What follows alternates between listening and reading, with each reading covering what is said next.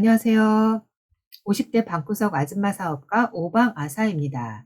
오늘 두 번째 영상을 준비를 했는데요. 아직 컨셉이 안 잡혀서 하고 싶은 얘기는 많은데 나만의 컨셉을 잡기가 쉽지가 않네요.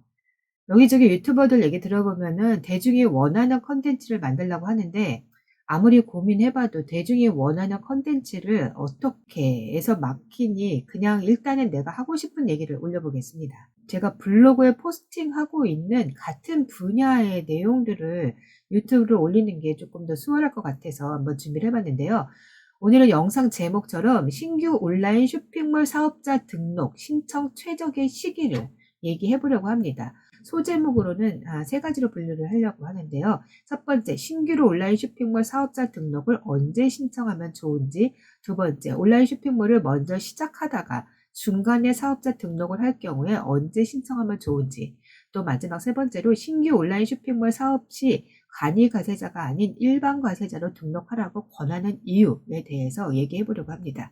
먼저 첫 번째로 지인이 회사 사정이 안 좋아져서 그만두고 요즘 집에서 온라인 쇼핑몰을 운영하고 있는데요. 벌써 한 2달 이상 된 것 같네요. 실업급여를 받아야 해서 아직 사업자 등록은 안 하고 있고요.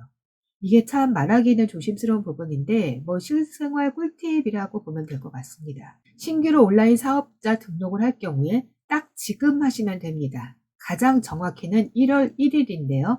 이번 연도의 1월 1일은 일요일이었으니 1월 2일 하셨으면 최적의 시기에 사업자 등록을 하신 거랍니다. 근데 그냥 매년 1월 달에 사업자 등록을 하셨으면 가장 최적의 시기라고 보시면 됩니다. 여기에는 신규 온라인 쇼핑몰 사업자 중 간이 과세자에 해당되는데요.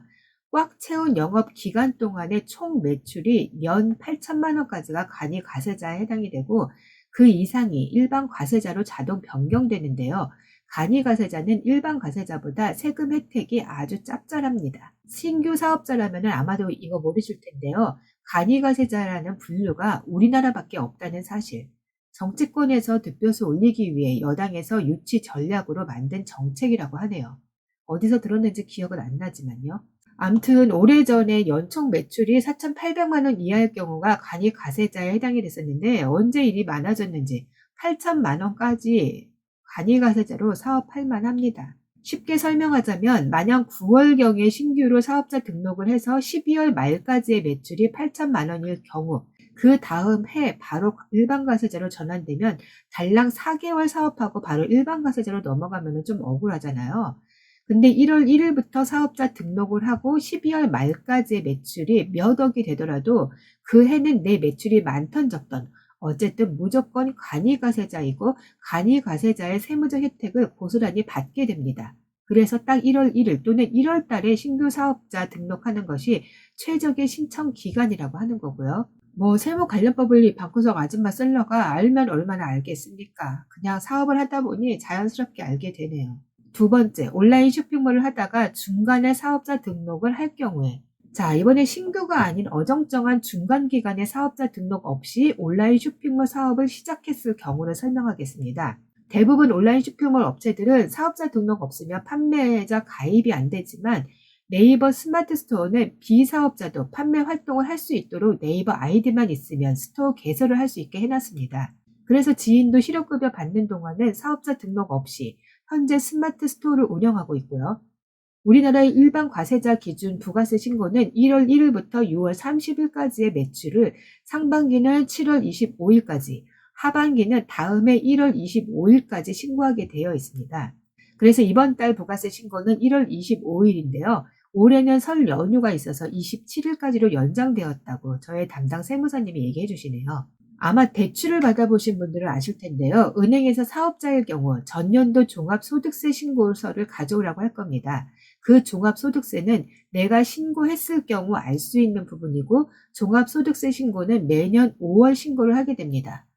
그 5월에 신고한 나의 종합소득세는 그 다음 연도에나 전산 처리 확정이 돼서 신고서 발행이 되어 필요한 공공기관에서 제출할 수 있게 됩니다.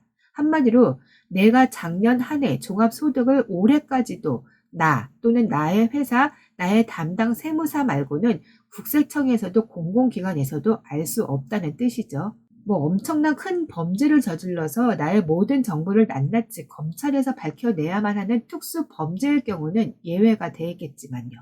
부가세 신고도 마찬가지입니다. 올해 1월 27일까지 신고해야 할 나의 매출은 작년 7월 1일부터 12월 31일까지의 매출을 신고하게 됩니다. 무슨 뜻이냐? 작년 7월 1일부터 12월 31일까지의 그 기간 안에 발생하는 매출은 국세청도 공공기관도 알 수 없다는 뜻이죠. 공공기관은 내가 신고한 그 해당 회계 연도 또는 해당 분기, 반기에 신고 완료된 자료만을 요구하지 영업행위 중 기간의 매출 자료를 요구하지는 않는답니다. 고로 1월 1일부터 6월 31일까지 또는 7월 1일부터 12월 31일까지의 이 중간 기간에는 사업자 등록 없이 매출을 일으켜도 된다는 뜻입니다. 이거 불법 아닌가요? 하는 분들이 있을 수 있는데요. 모르고 하면 불법이요. 알고 하면 합법이라고 할 수 있을 것 같으네요. 신규 사업자 등록의 최적 시기를 위에 언급했듯이 매년 1월 1일이라고 했잖아요. 이건 사업자 등록 없이 매출을 일으킬 때의 예가 아니라 진짜 사업을 시작할 적정 등록 시기를 말하는 거고요. 사업자 등록 없이 매출이 발생했을 경우에 사업자 등록 최적 시기는 6월 30일 또는 12월 31일에 해당합니다. 세무사 입장에서는 좀 얍삽한 사업자라고 볼 수 있을 것 같으네요. 한마디로 1월 1일부터 6월 30일까지의 매출을 6월 30일에 사업자 등록을 하면 됩니다.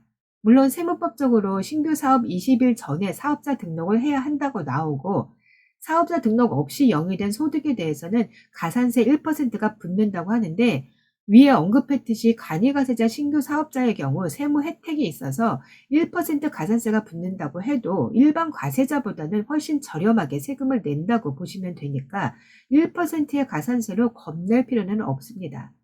6월 30일 정식 사업자 등록 후 7월 25일까지 직전 반기 매출을 신고하면 합법적이면서 간이과세자의 충분한 혜택을 받는 최적 시기랍니다. 메뉴 지인이 작년 하반기에 온라인 쇼핑몰을 사업자 등록 전 시작을 했다고 했잖아요. 근데 올해까지는 시력급여를 받아야 해서 사업자 등록 안 하고 지금껏 소소하지만 매출을 내고 있고요. 엄밀히 말하면 불법입니다. 근데 또 편법적인 얘기 하나 하자면 네이버 스마트 스토어는 사업자 등록 안 하고도 개인 판매가 가능하다고 했잖아요. 판매 플랫폼 중에서는 스마트 스토어가 유일하지 않을까 싶네요. 뭐 아주 작은 소소한 소모는 제외하고요. 사업자 등록 없이 개인 판매하고 있는 판매자들 은근히 많을 겁니다. 부가세 신고 기간 얼마 전부터 계속 배노창 뜨는 거 보실 거예요. 집요할이 많지 부가세 신고해야 한다고 신고 안 할 수 없게 배노창 보실 겁니다. 해야 하죠. 당근. 대한민국 국민 사업자라면 네이버 스마트 스토어는 개인 판매자도 운영을 할 수는 있지만 광고는 사업자가 아닌 이상 하기 힘들 겁니다. 개인 판매자라도 무슨 승인받으면 광고할 수 있다는데 뭐가 좀 까다로워서 지인도 안 하고 있고요. 공격적인 광고를 안 하기 때문에 매출이 그리 많지는 않습니다. 지인을 예로 들었을 때 올해 6월 30일 전 사업자 등록 신청을 하고 하반기 7월 25일 부가세 신고할 때 작년 하반기 영업을 영위한 기간의 매출을 소급 적용해서 신고하면 그 정도의 소소한 매출은 대한민국의 국세청에서 워낙 업무가 과중하고 바쁜 관계로 신경 못 씁니다. 이건 좀 합법보다는 편법이네요. 이렇게 하시면 안 됩니다. 마음 편히 대한민국 국민으로 떳떳이 사업하시라고 권해드립니다. 세 번째, 신규 사업자가 간이과세자가 아닌 일반 과세자로 사업하라고 권하는 이유. 아무리 방구석 셀러, 1인 사업자라도 엄연한 사업입니다. 셀러 카페에서 보면은 간이 사업자에서 일반 과세자로 넘어가면 세금 많이 낼까봐 엄청 몸살이시는 셀러분들이 많으시던데요. 그냥 소소한 용돈벌이, 소소한 부업 정도로만 생각하시고 크게 키울 생각 전혀 없으신 분들이야 간이과세자로 사업하셔도 됩니다. 그런데 말입니다. 방구석 1인 셀러에서 차차 사무실 내고 직원 고용하고 제품 브랜딩하고 더 나아가 수출도 하고 단위 몇십, 몇백만 원 매출이 목표가 아닐 거잖아요. 몇억, 몇십억, 몇백억. 점차 성장하는 사업다운 사업을 하실 거잖아요. 간이과세자로 쿠팡 로켓그로스 로켓 배송 입점 못합니다. 조건이 일반 과세자부터 입점 가능하거든요. 또 간이과세자로 종합 쇼핑몰 입점 못합니다. 종합 쇼핑몰은 일반 과세자 이상만 입점 자격이 됩니다.